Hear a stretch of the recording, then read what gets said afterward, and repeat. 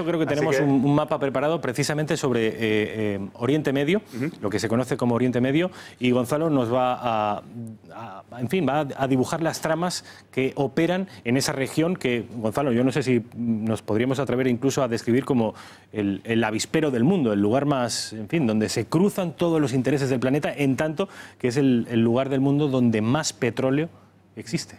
Efectivamente, hay que poner en valor que al final uno de los movimientos que más mueve el planeta son los movimientos financieros, ¿no? Y sobre esta región se sostiene en buena medida todo esto. Hablar de Arabia Saudí, hablar de toda esta zona, yo creo que lo primero que tenemos que hacer es una pequeña ubicación geográfica, ¿no? Arabia Saudí, esta es la península arábica.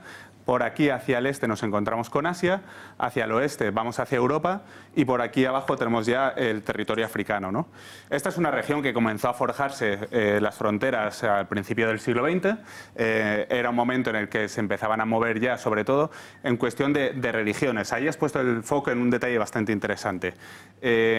Buena parte de estas fronteras se sostienen en torno a las diferencias que existen en el Islam, ¿no? Muchos de estos países, hablamos por ejemplo de Siria, Irak, Irán, se sostienen sobre todo en el chiismo. Pero, por ejemplo, Arabia Saudí se sostiene en una versión bastante radicalizada del sunismo. Esta versión radicalizada se llamaba en un principio wahabismo y a partir del wahabismo la versión actual es el salafismo. Son detalles un poco escabrosos, pero bueno, yo creo que sirven para entender un poco toda la situación que se viene dando aquí, ¿no? Arabia Saudita se forjó como reino en 1932, un reino, una monarquía totalitaria, sigue manteniendo el mismo régimen y en 1938, ¿qué les pasó? Bingo, pues en toda la región de Arabia Saudita encontraron unos yacimientos petrolíferos importantísimos, ¿no? Eso cambió toda la geoestrategia mundial, se ha convertido en el país más rico del mundo, uno de los países más ricos del mundo, el segundo país más importante en cuanto a yacimientos petrolíferos, detrás de Venezuela.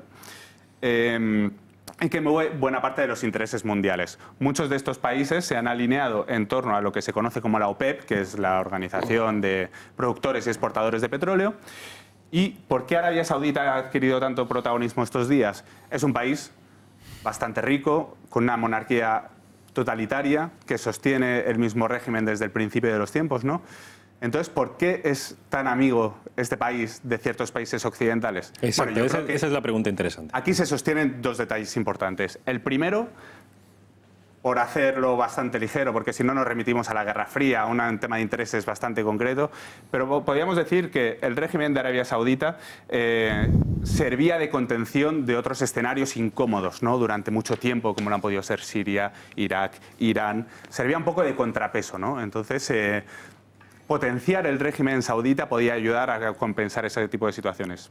Pero luego, sobre todo, lo que hemos comentado antes, ¿no? El tema económico es fundamental en este aspecto porque Arabia Saudita se ha erigido como uno de los países más ricos del mundo y que tiene la llave de la sostenibilidad económica del mundo. Hace unos pocos días amenazaba con subir el barril de crudo a $400 cada uno de ellos y eso colapsaría por completo el sistema, ¿no?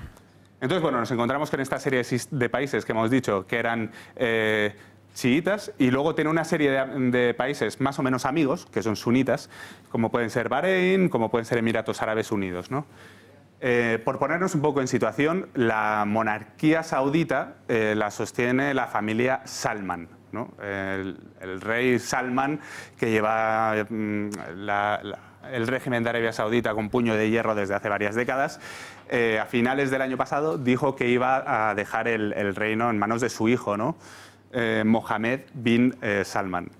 ¿Esto qué ha supuesto? Pues ha trastocado por completo los planes dentro de la monarquía saudita, porque antes iba a ser su tío el que iba a heredar y demás. Pero bueno, por no complicarnos y enrevesarnos demasiado con nombres demasiado complejos, yo creo que lo que tenemos que tener bastante claro es que ahora quien manda allí es Mohammed bin Salman, MBS, como mucha gente le llama, un chico que tiene 32 años y ha heredado pues ya todas las riendas del país, ¿no?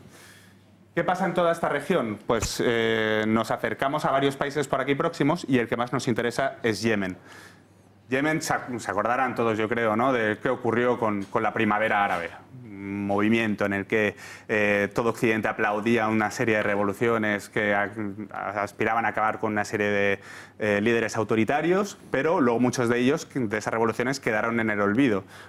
Yemen es precisamente el que más representa esa situación, ¿no?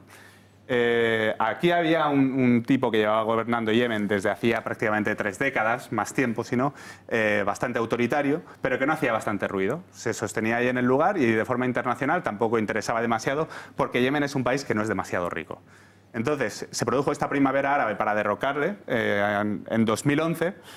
Y este señor, que se llama Saleh, pues huyó del país, después regresó y bueno, se sostuvo en una especie de transición para dejar el poder a otro señor que aspiraba a la presidencia, ¿no? ¿Qué pasó en ese momento? Al-Hadi, que es este señor que aspiraba a la presidencia, empezó a ocupar esa transición y el expresidente llamó a una revolución bastante dura, aliándose con unas personas que vienen en el sur del país, que son los hutíes, para fomentar una guerra que viene enzarzándose desde hace mucho tiempo en esta región. Entonces, ¿qué pasa aquí? Tenemos ya la madre del cordero, ¿no? Tenemos una serie de actores internacionales que se están implicando en este conflicto. Por parte del antiguo gobernador y aliado de los hutíes, por lo visto está Irán, los chiíes, que les interesa tener un dominio en la zona, ¿no? Varios informes de inteligencia de Estados Unidos dicen que los iraníes han propiciado esta guerra, que están fomentándola, que están dando informes de inteligencia para desencadenar nuevos movimientos, ¿no? Nuevos movimientos bélicos. Y luego, por otro lado, está Arabia Saudita, que encabeza una coalición de la que forman parte otros países más próximos, suníes, ¿no? Bahrein, Emiratos Árabes, Egipto, que está un poquito más para aquí, e incluso Sudán, ¿no? Participan en esta coalición. Esta coalición, además, está respaldada tanto por Estados Unidos como por Reino Unido, como por Francia. Entonces, entre todos ellos están también combatiendo en Yemen.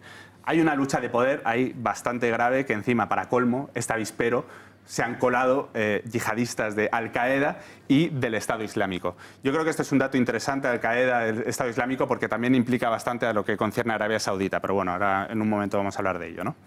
Es una guerra bastante dura en la que unos y otros se acusan entre sí mismos, hay ingentes facciones que luchan bajo el poder de un líder personalista que va cambiando el transcurso de la guerra a medida de que cambian sus intereses también. Y bueno, pues estamos en una situación bastante delicada en la guerra de Yemen, ¿no? Es una guerra olvidada que desde finales de 2017 incluso se viene complicando todavía más porque el antiguo presidente de Yemen ha sido asesinado por sus se supone colegas hutíes, porque entre ellos se achacaban el principio de la guerra. Y entonces ahora nos encontramos con una situación bastante delicada. Hay informes que hablan de entre 10 y 50.000 muertos. En estas guerras siempre varían mucho las cifras, siempre es grave. Gonzalo, es en esta guerra que nos estás describiendo, que además es una guerra con múltiples aristas, con múltiples causas, pero también con múltiples consecuencias, es decir, es un problema complejo, pero es en esta guerra precisamente en la que los saudíes pretenden hacer uso de las armas que, entre otros, los españoles les estamos vendiendo. Es precisamente ahí, ¿no es así? Este es un factor fundamental, porque es que en la guerra de Yemen se llevan a cabo unas atrocidades increíbles, ¿no? Ahora mismo hay 1 millón de personas infectadas por cólera, 17 millones de personas están al borde de una hambruna que no sabemos qué consecuencias puede tener, y por no hablar de por dónde van a terminar esas bombas que se les termina vendiendo a Arabia Saudí y demás. España, efectivamente, en los últimos años se ha convertido en uno de los grandes exportadores mundiales de armas y en buena medida eso ha sido por el auge de Arabia Saudita, ¿no?